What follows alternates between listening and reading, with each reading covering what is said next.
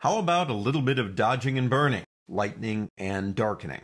In your exercise files for this chapter, you will find Mr. Elephant right here.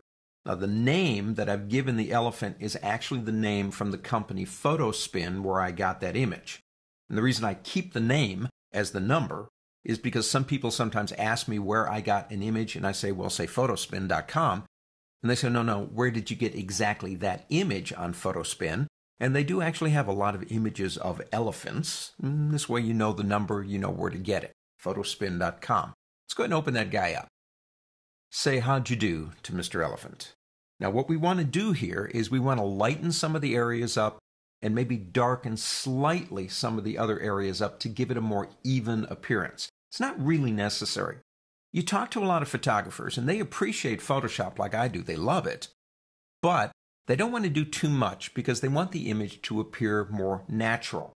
And I agree, but you have to understand, there's a natural world out there that's three-dimensional and dynamic, and my eyes process it constantly. And there is a static, two-dimensional world of photography. If I were moving down this elephant in the real world and looking at him, or actually her, I have no idea, basically my eyes would compensate for these areas in here, and they would allow me to see more detail. So in my opinion, manipulating an image to lighten and darken some areas does move it out of the world of a photograph, but I think it moves it into the world that we live in. So let's do this. Here's my dodge tool. I already have it selected. We'll start with lightening up some of the areas. Now up here, we have a range. I want to do a range of shadows. I want to get into the darker areas, and I'm going to change the exposure. That's way too much. Now you can do that by double-clicking, typing in the number 20. To me, that's the fastest. Or you could use your up and down arrow keys any way you want to. Change that to about 20. Actually, I think the number is going to change based on how aggressive you want to be. And remember, exposure only does up to 20% as long as you're holding down your mouse button when you're brushing.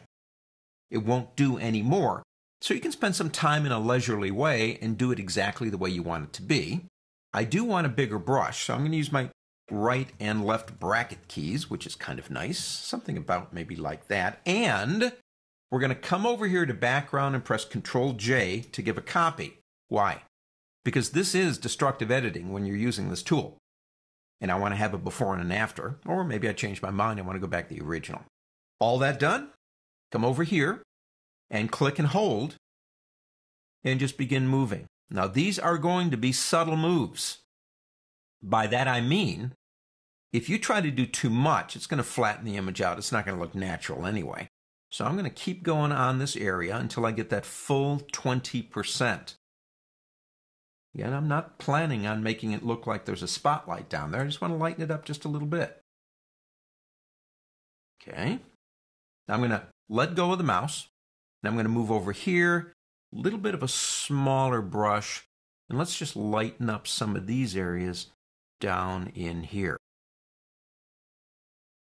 Come down here, maybe get a little bit of that trunk and under here, but I'm going to avoid that highlight area. So this is a brush technique, if you will.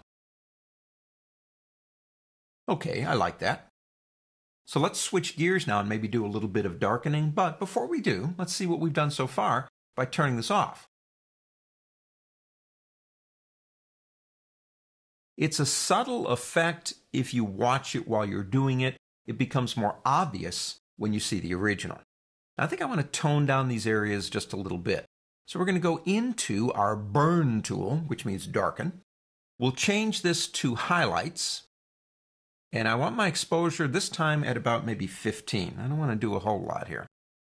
All right, we come down to about here. And what I want to do, obviously, is make that brush bigger with my right bracket key. That's a little bit too much.